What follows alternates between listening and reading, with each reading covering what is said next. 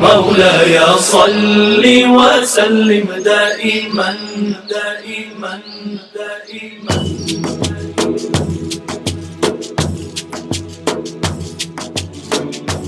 دائما دائما دائما دائما مولاي صل وسلم دائما أبدا على حبيبك خير الخلق كلهم مولاي صل وسلم دائما أبدا على حبيبك خير الخلق كلهم محمد سيد الكونين والثقلين محمد سيد الكونين والثقلين محمد سيد الكونين والثقلين والفارقين من عرب ومن عجم مولاي صل وسلم دائما أبدا على حبيبك خير الخلق كلهم هو الحبيب الذي ترجى شفاعته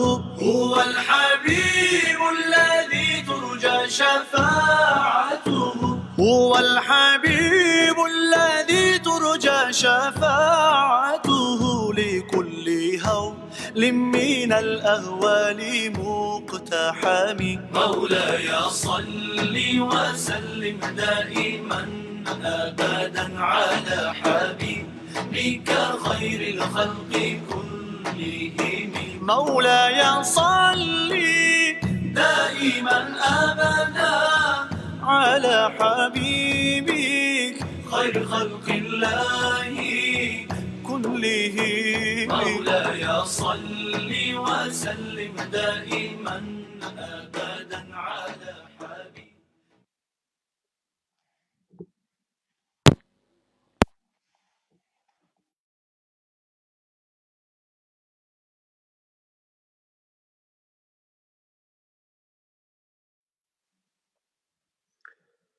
A'udzu billahi minasyaitonir rajim. Bismillahirrahmanirrahim. Assalamualaikum warahmatullahi wabarakatuh. Alhamdulillah. Alhamdulillahirabbil alamin wassalatu wassalamu ala asyrafil anbiya'i wal mursalin wa ala alihi wa sahbihi ajma'in. Qala rabbi shrah li sadri wa yassir li amri wahlul 'uqdatam min lisani yafqahu qawli amma ba'd. Alhamdulillah. Alhamdulillah, syukur kepada Allah Subhanahu Wa Taala pada pagi ini kita bertemu kembali dalam rutin kebiasaan kita di Dewan Dakwah Majlis Dakwah Negara dalam segmen Tazkirah Pagi pukul 7.30, insyaAllah lebih kurang setengah jam kita bersama untuk kita nak refresh balik kehidupan kita, untuk kita nak tengok balik muhasabah diri kita, untuk kita menilai semula diri kita. Mudah-mudahan Allah Subhanahu Wa Taala sentiasa memberikan petunjuk dan hidayahnya kepada kita dalam kita melalui kehidupan kita sehari-harian, dan kita mulakan hidup kita dengan suatu program ilmu. Ya, mudah-mudahan ilmu itu kita akan mendapat sesuatu panduan bagaimana kita nak melalui kehidupan kita dengan lebih baik. Kan ilmu itu cahaya. Al-ilmu nurun, sebagaimana yang diungkapkan oleh Imam Syafi'i, al-ilmu nurun wa nurullahi la yahdi ilal asi. Jadi ilmu itu adalah cahaya, dan cahaya itu tidak akan memberikan petunjuk, memberikan orang kata kebaikan kepada orang-orang yang melakukan maksiat. Justru itu tuan-tuan puan-puan mati Allah Subhanahu Wa Taala jadikan tazkirah pagi ini sebagai suatu motivasi kepada kita, menjadi suatu panduan kepada kita, menjadi inspirasi pada kita untuk kita menjadi hamba yang taat kepada Allah Subhanahu Wa Taala. Sebaliknya, ya, kita jauh daripada perkara-perkara yang membawa kemurkaan Allah Subhanahu Wa Taala di dalam kehidupan kita. Kerana apa, tuan-tuan, puan-puan, mati Allah Subhanahu Wa Taala? Hidayah Allah. Kita sangat memerlukan hidayah Allah Subhanahu Wa Taala. Gerakan hati kita untuk melakukan kebaikan, gerakan hati kita untuk beramal soleh, gerakan hati kita untuk melakukan ketaatan kepada Allah Subhanahu Wa Taala di mana ia hanyalah diberikan kepada siapa dia?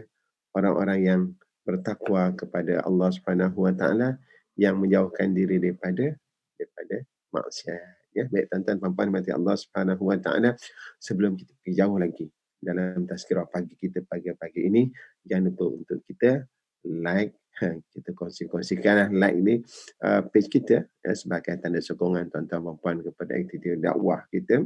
Kemudian jangan lupa kita kongsikan kebaikan ini kepada orang lain, sebab bila kita kongsikan kebaikan, kita pun sama dapat pahala. Mandala ala khairin kafa'ilihi. Jadi share tu kita tunjukkan, oh ada kebaikan, ada majlis ilmu, ada perkara yang baik ni, kita share. Dan juga jangan lupa untuk subscribe channel YouTube Dewan Dakwah, untuk kita nak refer, untuk kita nak merujuk, untuk kita jadikan tempat mencari ilmu. Kita kumpulkan koleksi tazkirah daripada asatizah, daripada para ulama, daripada orang-orang yang banyak pengalaman yang kita boleh kongsikan, ambil manfaat daripada ilmu yang disampaikan mereka. Dan jangan lupa tuan-tuan puan-puan mati Allah Subhanahu Wa Taala, kita ini sebagai hamba Allah Taala yang bersyukur ni, kita peruntukkan sebahagian daripada nikmat, sebahagian dari rezeki yang Allah Taala berikan kepada kita untuk aktiviti fi sabilillah. Jadi Dewan Dakwah ni kita menyediakan tabung untuk kita membiayai program-program dakwah, program-program kebajikan, program-program CSR yang melibatkan kepada para asatizah dan juga orang-orang yang memerlukan, dengan infak dalam tabung kebajikan Dewan Dakwah Majlis Dakwah Negara. Ada tu kan dekat bawah tu, dekat ujung sebelah kiri dekat skrin tu. Jadi di pagi-pagi ini kita mulakan kehidupan kita dengan kita memberi, kerana yang memberi itu pastinya lebih baik daripada yang menerima. Aliyadul ulia khairum min yadis sufla. Tangan yang di atas itu lebih baik daripada tangan yang di bawah. Baik, tuan-tuan puan-puan rahmati Allah Subhanahu Wa Taala, alhamdulillah rakan-rakan kita dah berada bersama dengan kita. Terima kasih kepada One Fast yang sentiasa berada menjadi top fan dalam teman kita di Maya, di page Dewan Dakwah. Kepada Azimah, waalaikumsalam. Terima kasih rakan-rakan yang sentiasa berada majlis ilmu, tuan-tuan puan-puan. Jadi sebenarnya bila majlis ilmu yang dapat manfaat bukan sekadar pendengar, kami sendiri pun memang sangat terkesan dengan apa yang kami lakukan. Sebab bagi kami, pada asatizah yang bercakap ini, selalu terngiang-ngiang, selalu terfikir dalam benak hati kita, awak selalu duk bagi nasihat, bagi peringatan kepada orang. Jadi bagaimana dari awak? Jadi ini menjadi satu motivasi untuk kita berusaha menjadi lebih baik. Suatu peringatan daripada Allah Subhanahu Wa Taala tentang diri kami lah, para asatizah yang orang panggil ustaz ni, kita biasa je orang macam teman-teman semua. Allah Taala kata, ya ayyuhallazina amanu lima taquluna ma la taf'alun. Wahai orang-orang yang beriman, mengapa kamu bercakap apa yang tidak kamu lakukan? Kabura maqtan indallahi an taqulu ma la taf'alun. Suatu kemurkaan yang besar di sisi Allah Subhanahu Wa Taala, kamu berkata dengan apa yang tidak kamu lakukan. Jadi inilah menjadi suatu peringatan kepada saya, menjadi motivasi kepada saya untuk sering ingatkan diri saya agar kita berusaha untuk beramal dengan apa yang kita ketahui, apa yang kita perkatakan. Ilmu saja memang itu bagus. Kita menjadi seorang yang berilmu, seorang mempunyai banyak pengetahuan dalam semua perkara, itu satu perkara yang sangat baik. Tetapi lebih baik dan lebih bermakna ilmu itu apabila kita amalkan di dalam kehidupan kita. Ada pepatah menyebutkan, al-ilmu bila amalin kasyajari bila thamar. Ilmu yang tidak diamalkan ini seumpama pokok yang tidak ada buah. Maka faedahnya itu kurang. Memang ada faedahnya, pokok yang tak ada buah pun ada benefit dia. Ada kebaikan je, untuk sebagai tempat teduhan, untuk membekalkan oksigen, mengekalkan kehijauan bumi, untuk menstabilkan ekosistem bumi ini dengan adanya pokok-pokok, ada kehijauan ini yang memberikan satu kesejahteraan kepada alam. Tetapi pokok yang hijau ini akan lebih bermakna, lebih bererti apabila dia menghasilkan buah, di mana hasilnya itu ada manfaat-manfaat lain selain daripada untuk berteduh. Begitulah ilmu ni. Memang untuk menjadi orang yang berilmu itu sangat bagus. Tapi ia sangat bererti dan sangat bermakna bagi seseorang apabila ilmu itu dapat diamalkan dan dihayati dalam kehidupan kita, menjadi panduan dalam kehidupan kita. Sama juga seperti Al-Quran tentang puan mati Allah Subhanahu Wa Taala. Al-Quran ini merupakan suatu hadiah yang cukup istimewa daripada Allah Subhanahu Wa Taala untuk umat Nabi Muhammad sallallahu alaihi wasallam. Alhamdulillah, kita masih lagi berada di bulan Rabiul Akhir. Rabiul Awal, telah tersilap itu. Di bulan Rabiul Awal, bulan kelahiran junjungan besar Nabi Muhammad sallallahu alaihi wasallam dah hujung ni. Di situ memberikan suatu inspirasi yang cukup hebat kepada kita bagaimana Rasulullah sallallahu alaihi wasallam menjadi contoh yang terbaik kepada kita. Dan bukan sekadar Allah Subhanahu Wa Taala mengutus Nabi Muhammad sallallahu alaihi wasallam sebagai satu contoh yang terbaik buat kita, namun Allah Subhanahu Wa Taala berikan kepada Nabi Muhammad SAW mukjizat Al-Quran yang menjadi panduan umat manusia hingga hari ini. Walaupun Rasulullah SAW telah meninggalkan kita 1400 yang lalu, namun khazanah peradaban kemanusiaan yang dilahirkan daripada Al-Quran yang hidup, dihidupkan oleh Rasulullah SAW itu menjadi panduan kita hingga hari ini. Jadi tuan-tuan puan-puan, membaca Al-Quran adalah suatu amalan yang cukup baik, yang sangat baik. Kita mempelajari kandungan Al-Quran dengan ilmu tafsir dia dan sebagainya, itu juga yang sangat berarti dalam kehidupan kita. Dan ianya sangat besar artinya apabila mutiara-mutiara ilmu yang kita ambil daripada Al-Quran itu kita jelmakan di dalam kehidupan kita, kita amalkan dalam kehidupan kita dan jadikan pegangan hidup kita sebagaimana yang dilakukan oleh Rasulullah SAW. Maka itulah orang kata objektif matlab yang paling agung dalam pengutusan Rasulullah SAW bersama wahyu-wahyu Al-Quran itu, ia akan memberikan impak yang besar di dalam kehidupan kita. Kerana apa? Tuan-tuan puan-puan mati Allah Subhanahu Wa Taala, kita mengamalkan kandungan yang terkandung di dalam Al-Quran. Baik tuan-tuan puan-puan mati Allah Subhanahu Wa Taala, kita bawa intro dah tu dah 9 minit. Tak apa tuan-tuan puan-puan, apa yang saya nak bincangkan pada pagi ini ialah senyumlah, kita masih beruntung. Ya. Senyum itu sebagai inspirasi kita dapat menenangkan hati kita, kita dapat mengawal perasaan kita dan kita dapat menerima sesuatu yang Allah Subhanahu Wa Taala berikan kepada kita. Tuan-tuan puan-puan, cuba kita fikirkan, kita tenang-tenang dan kita renung sejenak tentang diri kita. Alhamdulillah. Kita perlu dan wajib bersyukur kepada Allah Subhanahu Wa Taala kerana kita memang sangat beruntung, ya. Dan kalau susah macam mana pun kita tetap masih beruntung. Kerana apa tuan-tuan puan-puan mati Allah Subhanahu Wa Taala? Kerana Allah Taala berikan kepada kita nikmat yang terlalu banyak. Yang pastinya nikmat yang terbesar yang Allah Subhanahu Wa Taala berikan dan anugerahkan kepada kita ialah nikmat iman dan Islam. Alhamdulillahilladzi ahyana ba'dama amatana wa ilaihi nusyur. Bangun-bangun pagi, kita masih lagi ada iman dan kita teringat nak bangun beribadah. Solat subuh, menyembah Allah Subhanahu Wa Taala. Bayangkan tuan-tuan puan-puan, kalau nikmat iman dan Islam ini tidak ada pada diri kita. Kita jadi apa tuan-tuan puan-puan? Kita dipanggil non-Muslim. Cuba kita lihat. Bandingkan di antara kehidupan seorang Muslim dengan yang non-Muslim. Dengan peraturan kehidupannya, dengan tata caranya, dengan belief system, kepercayaan dia. Allah Rabbi, memang terlalu banyak nikmat yang Allah Subhanahu Wa Taala berikan kepada kita. Fa bi ayyi ala'i rabbikuma tukadziban. Nikmat Allah yang macam mana lagi yang kamu nak dustakan? Memang kita tak boleh nak dustakan.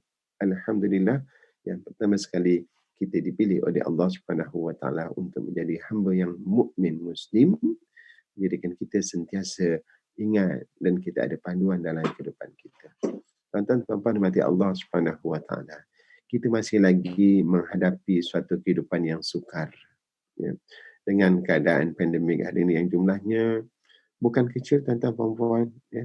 Satu ketika bila mula-mula kita menghadapi pandemik COVID-19, kita rasa dengan puluhan kes, ratusan kes, 200, 300 itu suatu yang besar. Tapi hari ini Allah Subhanahu Wa Taala uji kita dengan jumlah yang saya kira cukup besar. Jumlah yang masa awal-awal kita tidak melaluinya. Semalam dilaporkan lebih 800 kes baru jangkitan COVID-19. Tuan-tuan dan puan mati Allah Subhanahu Wa Taala, bila kita renung balik, kita risau. Kenapa? Kalau kitalah yang terkena. Dan lebih-lebih lagi penyakit itu, virus itu belum ada dia punya vaksin dia ataupun ubat penyembuhan. Dan perlu rawatan yang orang kata rawatan yang betul-betul baik, ya, daripada doktor-doktor yang pakar dalam bidang tersebut. Dia bukan macam demam biasa.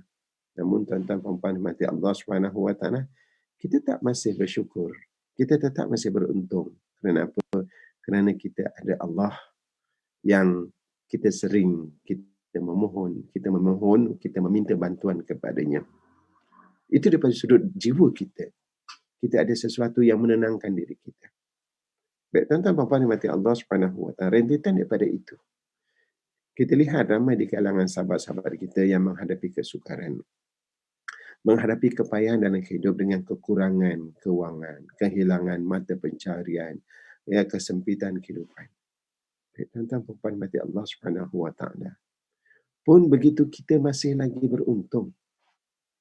Kita masih lagi beruntung, kita rasa kita masih bertuah kerana di saat orang-orang lain menghadapi kepayahan, kesusahan, masih ada insan-insan mulia yang sedia untuk membantu, sedia untuk menghulurkan bantuan, sedia untuk memberikan sebahagian kelebihan harta yang ada padanya untuk membantu orang lain.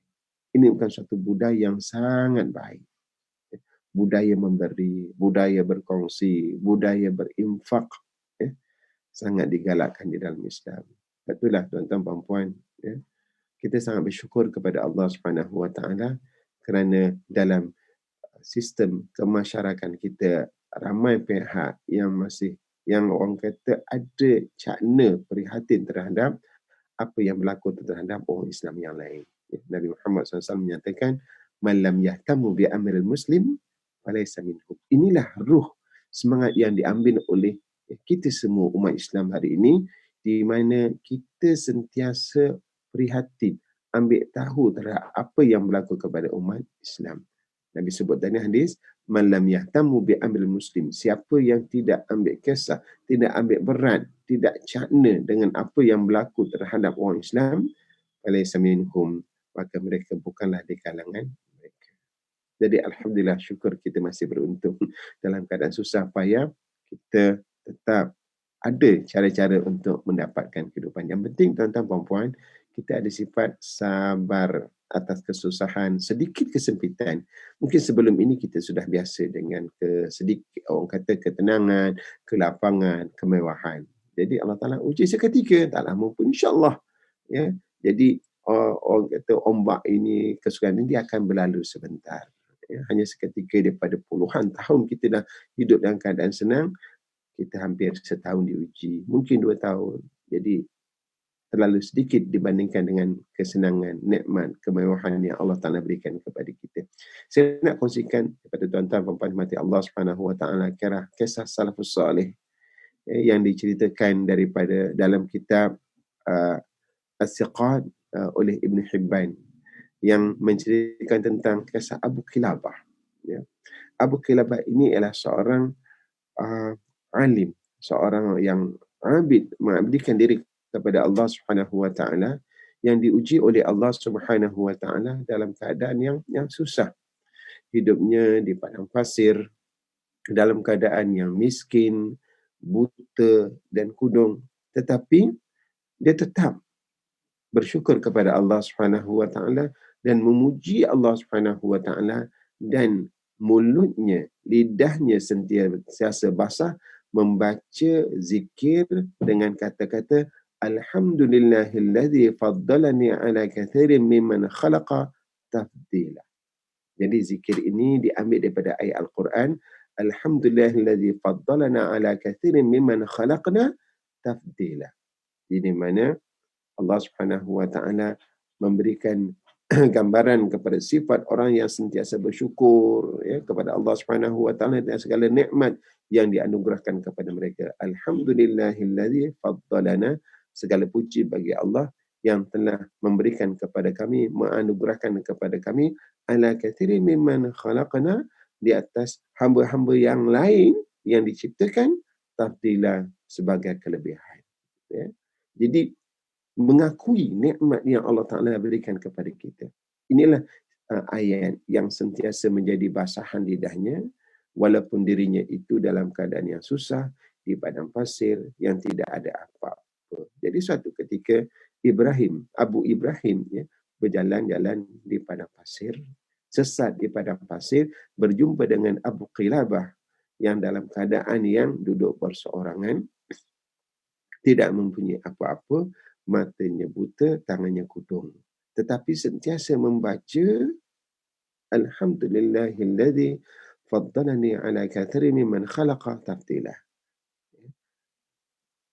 Segala puji bagi Allah yang telah menganugerahkan kepada aku di atas segala hamba-hamba yang lain yang telah kau jadikan tafdila, kelebihan. Jadi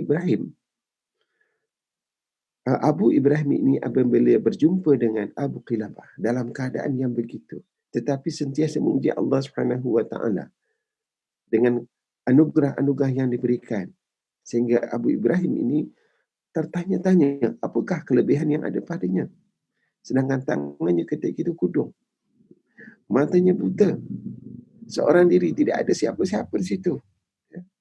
Tapi sentiasa memuji Allah Subhanahu wa taala di atas kelebihan yang diberikan kepadanya. Kerana ketika itu Abu Ibrahim ini melihat ya, dia berseorangan, tidak ada siapa-siapa, tetapi yang menjadi kehairanan kepada Abu Ibrahim ini ialah dia sentiasa memuji Allah Subhanahu wa taala dengan zikirnya alhamdulillahilladzi faddalana ala katsirin mimman khalaqna tafdila.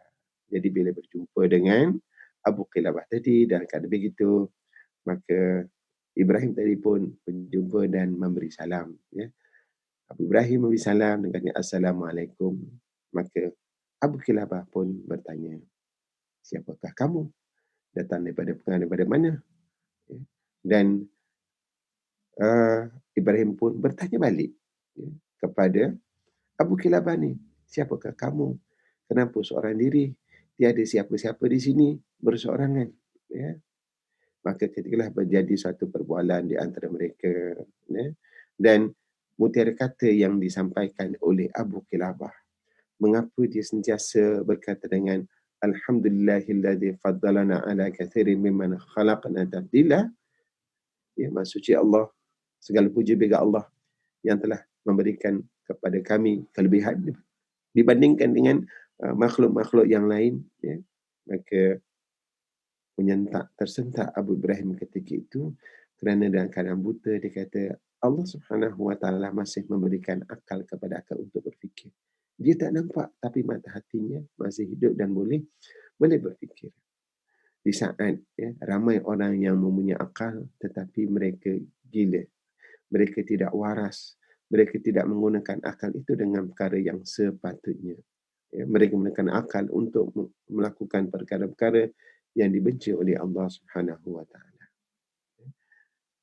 Di saat dia dalam keadaan begitu yang tidak siapa, Abu Qilabah kata Allah Subhanahu wa taala masih memberikan kepadanya telinga untuk mendengar, dan dengan telinga itu dia boleh mendengar azan.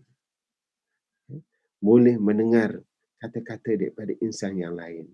Masih lagi boleh berkomunikasi di saat orang lain menggunakan telinga itu untuk perkara-perkara yang lagha yang tidak memberi faedah kepadanya. Di saat orang lain dalam keadaan yang tidak, orang kata dalam sakit dan sebagainya, tetapi Allah Subhanahu wa taala masih memberikan kepadanya kesihatan. Tengok bagaimana Abu Qilabah ya, dalam menginterpretasikan tentang kehidupan yang dihadapi, ya, sentiasa sabar, sentiasa tenang dan boleh senyum dan bersyukur kepada Allah Subhanahu wa taala menghargai nikmat yang Allah Ta'ala berikan kepadanya. Walaupun dia dalam keadaan yang begitu. Dalam keadaan yang berseorangan, tidak ada siapa-siapa, tidak ada rumah besar, tidak ada rumah mewah, tidak ada isteri bersamanya. Ya. Namun tetap lidahnya bersyukur dan berterima kasih kepada Allah Subhanahu wa Ta'ala. Sebab itulah tuan-tuan puan-puan mati Allah Subhanahu wa Ta'ala, pagi ini saya memberikan kisah ini untuk menjadi inspirasi kepada kita untuk kita sentiasa bersyukur kepada Allah Subhanahu wa Ta'ala di atas nikmat yang kita terima. Walaupun terkadang kita rasa kita ni sedikit susah, ya, kehilangan pekerjaan, ya. Jadi jadikanlah itu suatu motivasi kepada kita untuk kita terus bersyukur dan kita menilai, melihat nikmat-nikmat yang lain yang Allah Ta'ala berikan kepada kita. Contohnya lah tuan-tuan perempuan mati Allah Subhanahu Wa Ta'ala. Mungkin kita kurang pendapatan kita, perniagaan kita agak tidak memberangsangkan dibandingkan tahun-tahun lain sebab keadaan begini. Alhamdulillah kita bersyukur sebab apa, kita masih ada simpanan wang kita. Walaupun masih berkurang, kita masih ada. Dibandingkan mungkin orang lain tidak ada simpanan. Ya. Perniagaan kita kurang. Mungkin kita masih ada lagi tempat tinggal. Dibandingkan dengan orang lain yang tak ada tempat tinggal. Macam Abu Qilabah tadi, ia berada di padang pasir, ya, di kemah yang lusuh. Kalaulah kita mungkin tidak ada tempat, tapi kita masih lagi ada insan-insan yang sentiasa prihatin. Kalau kita tahu di Malaysia ini adalah negara yang terkenal dengan sifat pemurahnya yang sentiasa membantu orang lain sama di dalam negeri ataupun di luar negara. Jadi tuan-tuan dan puan-puan, marilah kita sentiasa tenangkan diri kita. Jangan kita menuding jari menyalahkan orang lain. Kita sentiasa untuk memberi dan berusaha untuk mencari solusi di atas apa-apa yang berlaku pada hari ini. Ya? Dan daripada kembali kepada kisah Abu Qilabah tadi, apabila Abu Ibrahim tadi telah mendengar, ya, tentang ceritanya, apa rahsianya, sentiasa mengucapkan Alhamdulillahilladzi faddalana. Alhamdulillah, syukur kepada Allah yang telah mengurniakan kepadanya dibandingkan dengan makhluk-makhluk yang lain, ciptaan yang lain. Maka dia tersentak bagaimana dirinya itu perlu bersyukur kepada Allah Subhanahu wa Ta'ala. Maka Abu Qilabah tadi memohon bantuan daripada Abu Ibrahim untuk membantunya mencarikan anaknya yang berusia 14 tahun yang sentiasa membantunya. Sebab Abu Qilabah seorang buta yang kudung tak tahu nak buat apa-apa. Ya, tak boleh nak buat apa-apa, dia membutuhkan bantuan daripadanya. Itu bersyukur Allah Ta'ala berikan pembantu anak tadi. Tapi sudah seharian anak yang tadi tidak datang membantunya memberikan makanan. Maka Abu Ibrahim pun berjalan-jalan, ya, di sekitar tempat itu mencari anaknya tadi. Jadi bila dalam usaha mencari, akhirnya dia berjumpa dengan satu kelompok gagak yang mengurungi sesuatu. Dan apabila dilihat di belakang kelompok ataupun kumpulan gagak ini adalah satu tubuh manusia yang sudah sebahagiannya sudah cari, ya, orang kata dimakan, ya, oleh gagak tadi. Dan itulah anak kepada Abu Qilabah yang menantikan anaknya. Jadi rasa sedih lagi Abu Qilabah, kepada Abu Ibrahim ini lihat kepada keadaan yang berlaku. Dan tadi Abu Qilabah dalam keadaan yang susah, buta, kudung, pembantunya anak pula dipanggil oleh Allah Subhanahu wa Ta'ala. Jadi dalam keadaan sedih, dia pun memberitahu, ya, tentang apa yang berlaku. Dan yang cantiknya, apabila Abu Ibrahim untuk menyampaikan berita sedih tadi, dia bertanya balik kepada Abu Qilabah, di antara kesusahan yang kau hadapi dengan Nabi Ayub, manakah yang lebih berat, ya, dibandingkan dengan apa yang kau alami sekarang? Maka Abu Qilabah menyatakan, apa yang dialami oleh Nabi Ayub itu adalah lebih berat dibandingkan dengan apa yang aku hadapi hari ini. Lalu dia menceritakan apa yang berlaku. Dan Abu Qilabah bila mendengar anaknya sudah meninggal dunia, maka dengan tenang dia menangis dan mengucap inna lillahi wa inna ilaihi raji'un. Dan Abu Qilabah pun terus ketika itu dipanggil oleh Allah Subhanahu wa Ta'ala meninggal dunia.